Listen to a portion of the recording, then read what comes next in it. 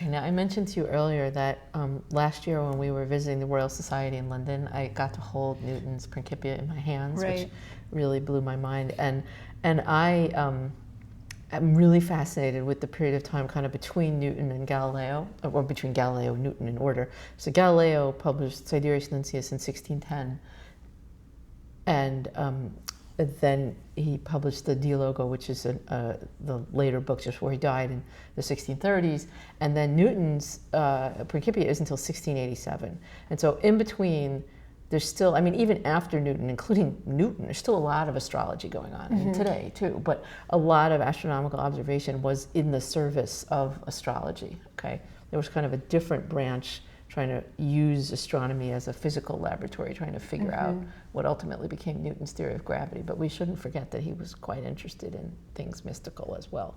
So this book here is actually from this period of time between Galileo and Newton. I see it says that it has to do with 1648 to 1650. And the front page is just so incredibly unusual that I think we should just read it out loud, and then you can tell me about this, okay? It says, an astrological prediction of the occurrences in England, part of the years 1648, 1649, 1650, concerning these particulars. 1, the effects depending on the late conjunction of the two malevolent planets, Saturn and Mars. Now, does that say late or last?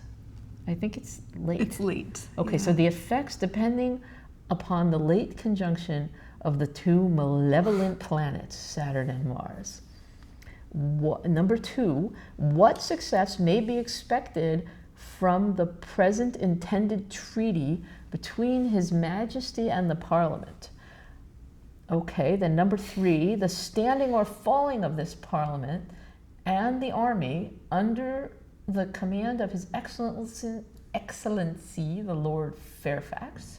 Number 4, our imminent disturbances generally handled together with many contingencies to the whole kingdom, London especially.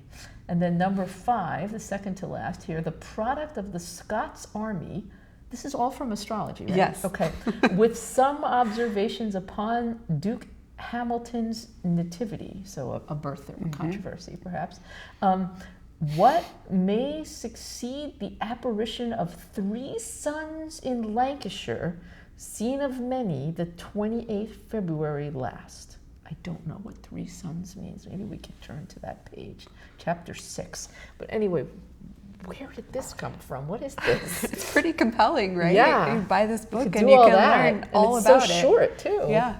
This is pretty conventional kind of looking title page and size for the books of this era. And actually you can see probably right away the difference between the paper, the Appian that we were just looking at, even though that was a little bit dingy from use, like still good paper. Now we've got this really kind of cruddy 17th this century is like the equivalent paper. of a paperback or something? Yeah, so they've gone down in quality. Paper's cheaper, it's easier to produce, and it's easier to kind of print your own books. So this is done by a student in astrology, right? And he's printed by T.B. for John Partridge and Humphrey, and it's written by William Lilly, student in astrology. Yes, okay.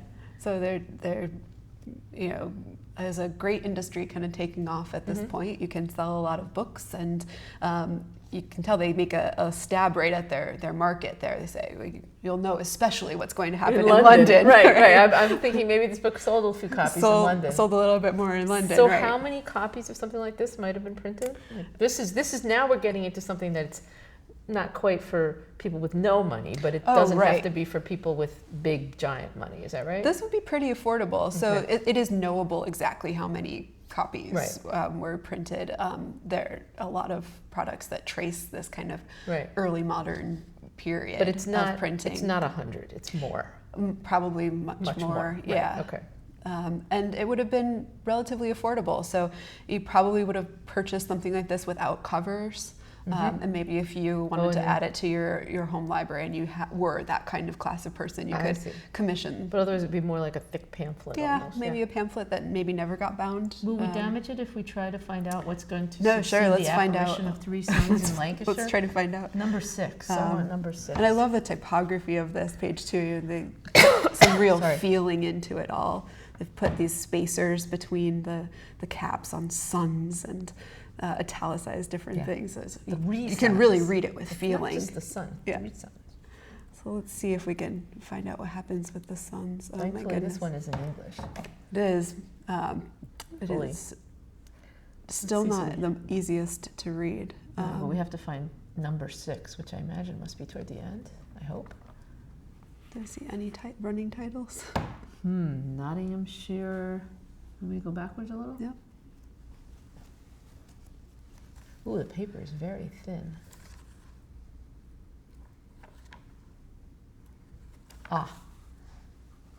Well, the Nativity of Duke Hamilton. We happened on that one. I think this is an astrological chart for Duke Hamilton. Oh, yeah. Let's just read the first paragraph here. It says, His Majesty, were he anyway inclinable to astrology, and should see this man's nativity, might well say unto him, and thou also, James Hamilton, hast aspiring thoughts, and one day intended to be a greater man than Bear James Duke Hamilton. What? I mean, in some ways, some of these books were a little bit like picking up, I'm trying to think of it. People magazine. Yeah, exactly, right? So the people of the day, and you would know because you're kind of part of the society, what was really going on with it. Let's see if we can find that last one. Maybe that one will make more sense. I assume they're in order. So if I just very gently, oh, come on, they're not in order? Or we're missing number 6? Or it has no heading. It probably has no heading there.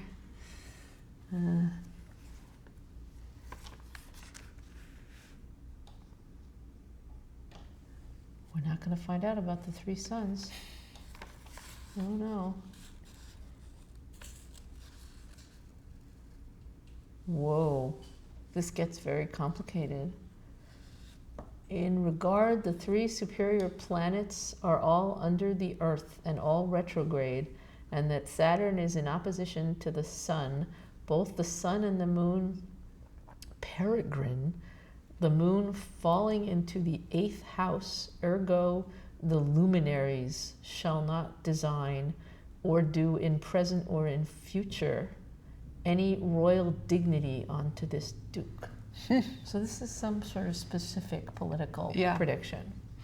Okay. Well, and you can see that it was designed to be used, consulted in this way. We've got these little marginal notes that have been printed in, these glosses.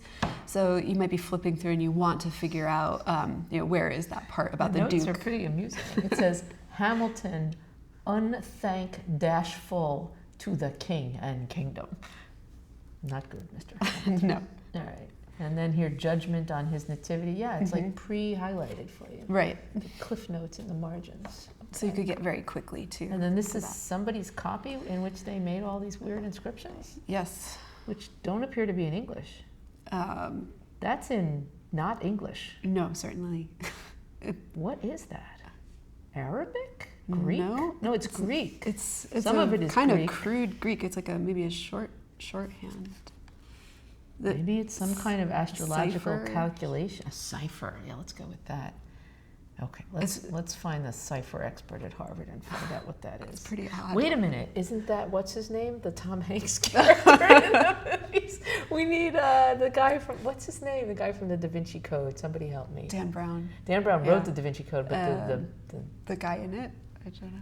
Oh God, it's none of you know. Speak. Tom Hanks' character is named Professor something of Harvard, and he's an expert in this. Oh God, what's his name? Somebody Google it for me. Help me.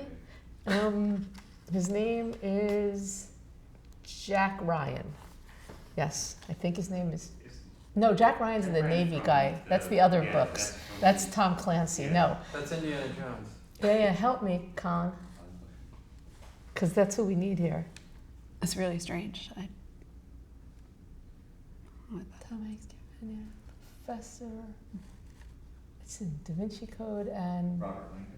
Robert Langdon, yes. Okay, so we're trying to figure out what these weird inscriptions are. And if only Robert Langdon of Harvard University was not a fictional character, we could ask him. But maybe we have someone else we can ask. But anyway, that is, so far anyway, the most bizarre part of this book. I'm gonna find out what that is. Okay, so the reception of books like this was not always incredibly positive, you're gonna tell me? Right, so this is a kind of nice companion to it.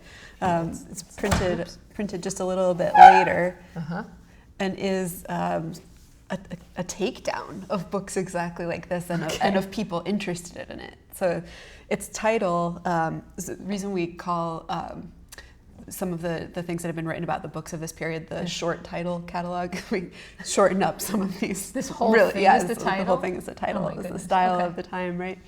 So it's The Star Prophet, Atomized and Dissected, or Judicial Astrology and the Astromancers, with their magio-romantical, magio-physical, magio-diabolical divinations of the future events of secular affairs, exploded by the sacred scripture and force of reason. So is getting to a little bit of what you were just kind of raising, right? Yeah. Though admired by their superficiously bewitched querents as oracles of fate, privy counselors of the stars, and secretaries of divinity. And that is not the end of the title. It goes on about wizards for a long time after that. Well, we'll put a scan of this up so people can read it. And so, is it an effective takedown of this? Yeah, I mean, it's pretty interesting, right? So the author here is listed as J.S., a lover of all laudable arts and sciences. And so this is not laudable. That, I think, is that's the shade that's being thrown on that book there. Got it. And I'm guessing that's something about the very specific nature of, these predictions and pandering maybe to people who would want to buy such a book is part of the criticism. Yeah, so this kind of book, I think, is trying to reposition maybe the kind of society to a more scientific. Well, it's interesting because mode. in the whole PredictionX effort, we're trying, I think I explained this to you once before, we're trying really hard to be even-handed and sort of, just document everything that people try to do.